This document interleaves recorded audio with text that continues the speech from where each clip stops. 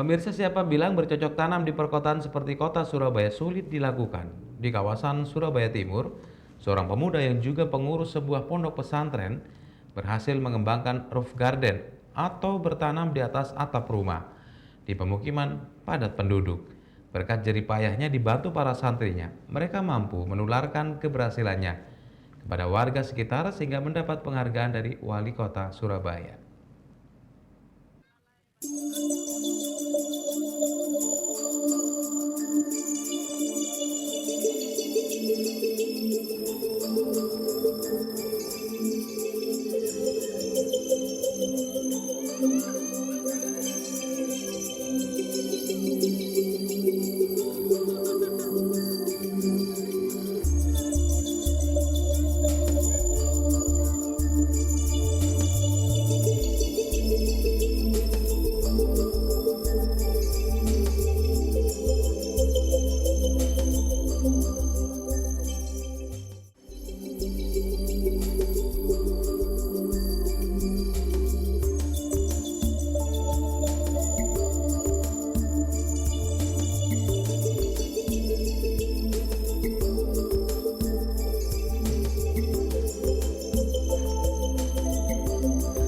Pola bertanam roof garden ini dikembangkan di Pondok Pesantren Al-Azhar di Rungkut Kidul, Kecamatan Rungkut, Surabaya. Di atas bangunan ruang kamar santri dan musola inilah berbagai sayuran ditanam dan tumbuh subur. Bertanam pola roof garden ini banyak memberikan manfaat. Di antaranya tidak membutuhkan lahan tanah yang luas, mampu menciptakan iklim mikro yang sejuk, mengurangi polusi udara, serta hasil tanaman bisa menguntungkan secara ekonomi saat panen tiba. Pola tanam roof garden mulai dikenalkan oleh Muhammad Irfan, salah satu pengurus pondok pesantren. Berangkat dari hobi bercocok tanam, Irfan menanam sejumlah tanaman sayuran dan buah-buahan ditanam di dalam media tanam polybag dan diletakkan di atas atap pesantren. Bibit tanaman ditanam di tanah kompos yang telah dikemas dalam wadah kantong plastik atau polybag. Melihat uji cobanya berhasil, Irfan dibantu sejumlah santri menanam sayuran dan buah lebih banyak lagi.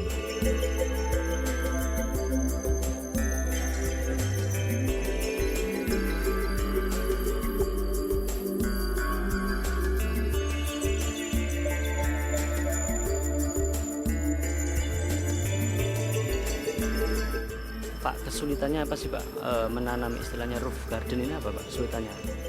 Saya kira sementara waktu air ya. Jadi tempat air mestinya biar tidak terlalu jauh ini harus ada bak air ini yang kita teknis masih baru kita bagaimana memikirkan itu bisa punya ya bak air untuk menanam. Karena kalau tidak gitu dengan penduduk yang sangat padat, dengan santri yang banyak, airnya kan bisa telat kalau tidak bergiliran gitu. Di samping untuk manusia, untuk tanaman pun juga sangat perlu sekali. Hawanya kan bisa betul-betul dingin gitu, bisa segar, ya mata bisa kelihatan sejuk. Di sisi lain, hasil daripada ini, insya Allah semua tetangga yang ada sekitar menikmati itu hasilnya secara menikmati. Hampir tiap minggu, para santri maupun pengurus pesantren memanen tanaman seperti terong, tomat, lombok, sawi, gambas, serta kacang panjang. Pak, manfaat roof garden sendiri apa sih Pak? Di samping untuk menyediakan sebagai logistik makanan di panti atau di pondok, juga ditawarkan kepada wali santri yang kebetulan ingin sayuran yang segar. Jadi setelah panen di sini kami bawa ke sana di sambil wali santri itu mengantar anak-anak itu bisa membeli yang hasil panen dari tanaman ini. Selain membanggakan karena memetik hasil kebun sendiri, kegiatan panen ini merupakan sarana hiburan di sela-sela kegiatan belajar mengajar.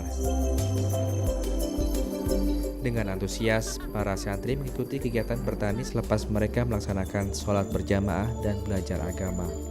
Yang paling sulit itu masalah penyiraman.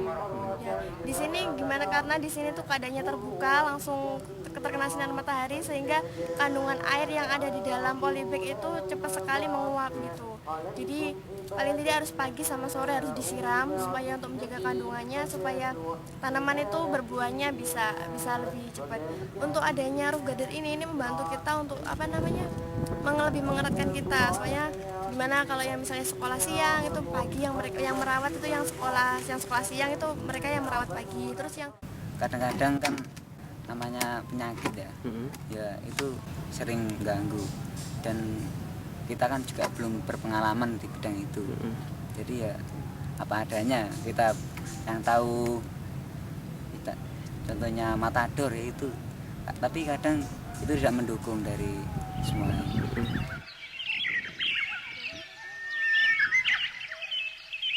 Sebagian hasil panen untuk keperluan logistik pesantren dan dibagikan ke tetangga pondok pesantren. Sebagian lagi dijual kepada wali santri yang kebetulan mengantarkan anaknya mengaji di pesantren tersebut.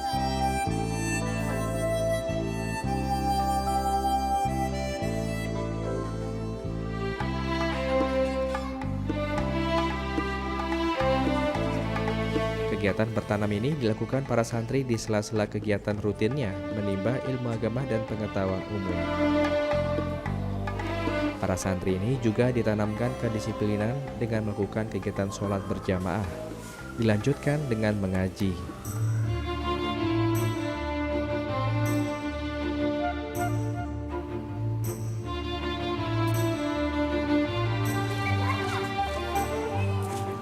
Atas kerja keras pengurus dan santri pesantren ini belum lama menerima penghargaan dari Wali Kota Surabaya sebagai juara pertama Lomba Eko Pesantren tahun 2013 atas keberhasilannya mengembangkan potensi kepedulian lingkungan. Dengan prestasi tersebut, diharapkan memacu para santri untuk lebih mencintai profesi bertani.